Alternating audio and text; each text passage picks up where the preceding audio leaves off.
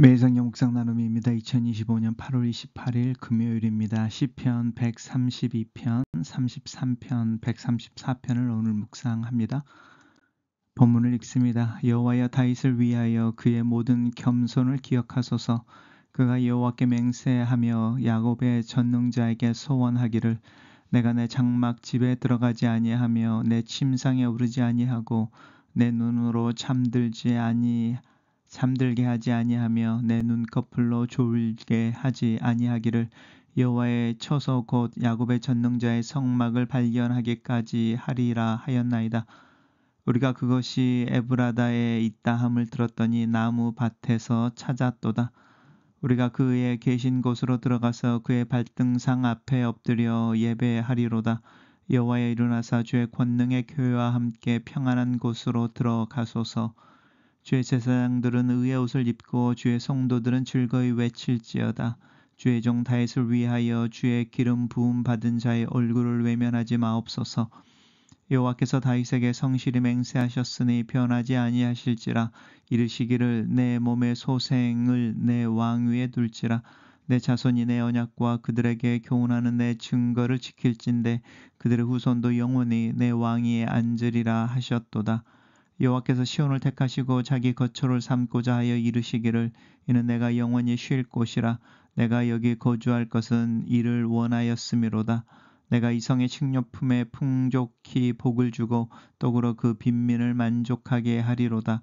내가 그 제사장들에게 구원을 옷 입히리니 그 성도들은 즐거이 외치리로다. 내가 거기서 다윗에게 뿔이 나게 할 것이라. 내가 내 기름 부음 받은 자를 위하여 등을 준비하였도다. 내가 그의 원수에게는 수치의 옷을 입히고 그에게는 왕관이 빛나게 하리라 하셨도다. 보라 형제가 연합하여 동거하며 어찌 그리 선하고 아름다운고 머리에 있는 보배로운 기름이 수염 곧 아론의 수염에 흘러서 그의 옷깃까지 내림 같고 헐몬의 이슬이 시온 산들의 내림 같도다. 거기서 여호와께서 복을 명령하셨나니 곧 영생이로다. 보라 밤에 여호와의 성전에 서 있는 여호와의 모든 종들아 여호와를 송축하라. 성소를 향하여 너희 손을 들고 여호와를 송축하라.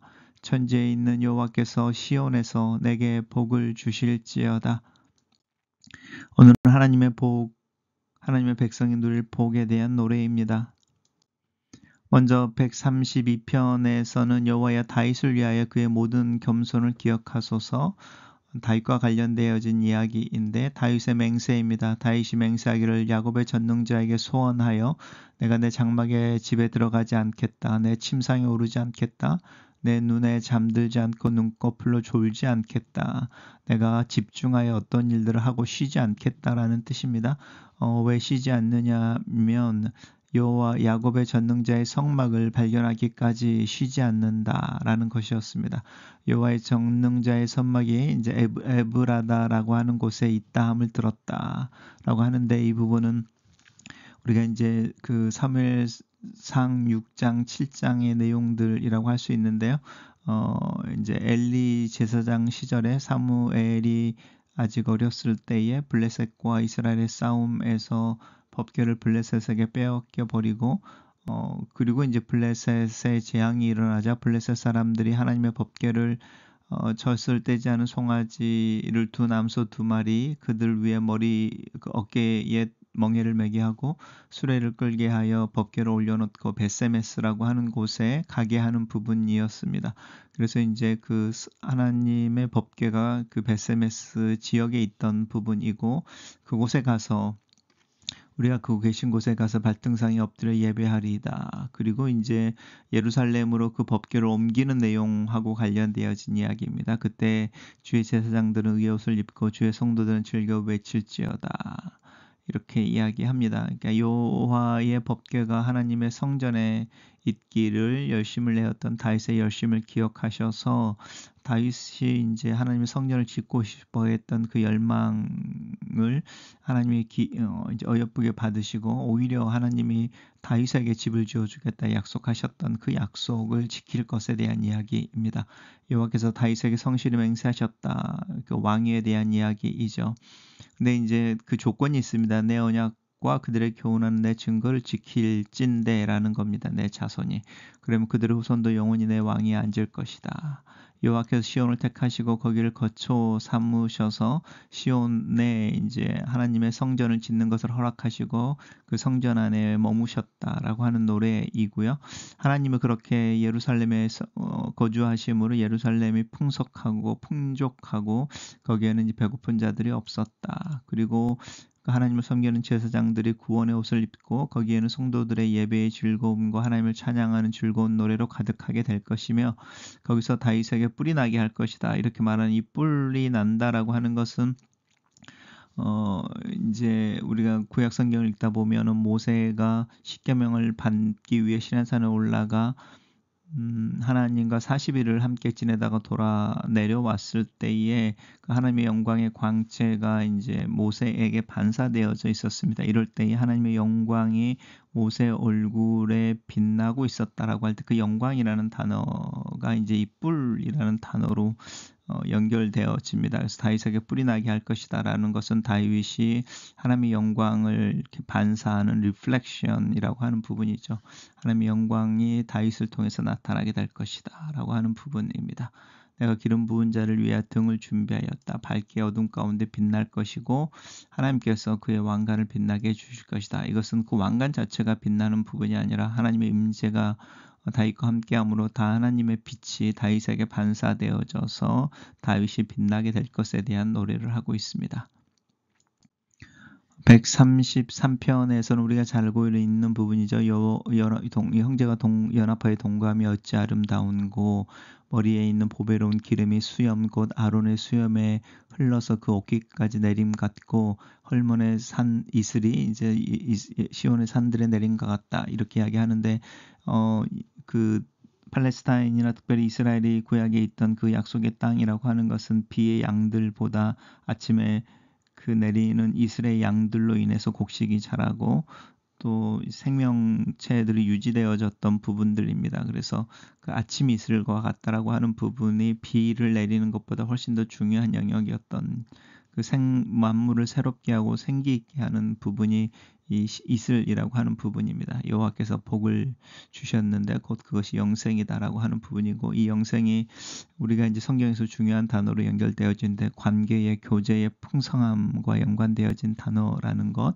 우리 여기서 느낄 수 있습니다. 134절에서는 밤에 여호와의 성전에 서 있는 자들인데 왜 이들이 밤에 여호와의 성전에 서 있느냐라고 할 때는 여호와의 성전으로 긴 순례의 길을 와서 이제 그들이 예루살렘 성전에 들어갔을 때가 밤인 건 거죠. 그들이 순례를 멈추고 하나님을 찬양하는 시기인 거죠. 여호와의 모든 종들아 여호와를 송축하라. 성소를 향하여 너희의 손을 들고 여호와를 송축하라.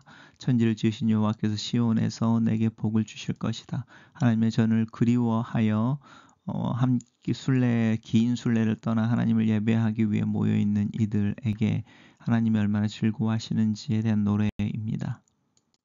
단락을 요약해 보겠습니다. 시인은 다윗의 위를 지키시겠다는 하나님의 약속에 의지하여 성전을 지켜주시고 다윗의 후손을 지켜달라 기도하며 예루살렘에 모인 백성들에게 하나님을 찬양할 것을 격려하고 축복한다. 이렇게 정리해봤습니다. 묵상 나눔입니다. 하나님은 하나님의 초소를 짓겠다는 다윗에게 친히 집을 지어 주시겠다고 약속하셨습니다. 그 약속은 그리스도를 우리 가운데 보내셔서 우리를 위한 성전이 되게 하심으로 온전히 이루어졌습니다. 하나님은 그의 아들을 통해 우리를 구속하시고 우리 안에 성령을 보내셔서 우리와 함께 거하십니다. 지금 우리는 장차 새하늘과 새 땅의 이 땅에서 이 약속이 완성되어 영원히 그분과 함께 안식하며 거할 집을 소망하며 오늘을 살고 있는 것을 기억합시다. 나를 택하시고 주님의 초소로 삼으신 하나님을 찬양함으로 하루를 시작하면 좋겠습니다. 하나님이 거하실 처소를 마련하기까지 잠시도 쉬지 않았던 다윗의 열정을 묵상해 봅시다. 다윗 자신의 집은 백향목궁이지만 하나님의 법궤는 휘장 가운데 있는 것을 근심하는 다윗에게 하나님은 오히려 다윗의 몸에서 날 자를 통해 영원히 견고한 집을 지어주시겠다고 약속하셨습니다. 이는 1차적으로 솔로몬을 통해 성전의 건축을 이루는 것을 의미하지만 궁극적으로는 예수 그리스도를 통해 하나님의 나라가 건설되는 것을 의미합니다. 밤잠을 잊은 다윗의 기도가 지금 우리 공동체에는 그리스도의 구속의 은혜를 덧입어 하나님이 거하실 성전으로 함께 지어가게 해달라는 우리의 기도가 되게 하면 좋겠습니다.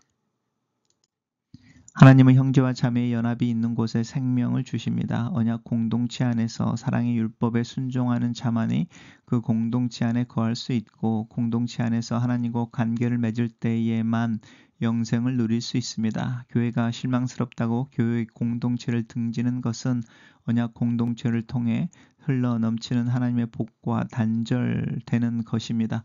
오히려 우리 교회가 더욱 말씀과 성도의 교제가 살아 숨쉬는 생명력 있는 공동체가 되도록 힘쓰며 기도하며 함께 노력합시다. 마지막 묵상 나눔입니다. 긴 순례를 마치고 마침내 예루살렘 성전에 도착한 순례자들이 성전 뜰에서 하나님을 향해 하늘을 향해 손을 들고 찬양합니다. 수만 수천의 백성들이 제사장의 지시를 따라 부르는 찬양은 참으로 장엄하고 영광스러웠을 것입니다. 하나님께 한 마음으로 예배하는 공동체는 마치 시온산에 헐몬의 이슬이 가득 내려 산 전체를 싱싱하게 회복하는 것과 같습니다. 우리 교회와 가정에 하나님의 아침 이슬을 머무른 식물처럼 활력이 넘치는 공동체가 되기를 기도하며 또 예배하는 공동체가 되게 하기 위해 함께 기도하며 노력합시다. 글로 쓰는 기도입니다. 살아계신 하나님, 내 몸을 성령의 처소로 삼으시고 예수 그리스도 안에서 나로 하루하루 살게 하시는 하나님의 은혜와 섭리를 찬양하고 감사를 드립니다. 하나님의 신실하심과 약속을 이루시기 위해 일하시는 하나님의 성실하심을 찬양합니다. 하나님을 신뢰하는 믿음으로 하루를 시작합니다. 함께 신앙을 살아내게 하시는 가정과 교회로 인하여 감사하고 내 가정과 내 교회가 예배와 친교의 진실한 공동체가 될 수 있도록 은혜를 더하여 주시기를 예수님의 이름으로 기도합니다. 아멘.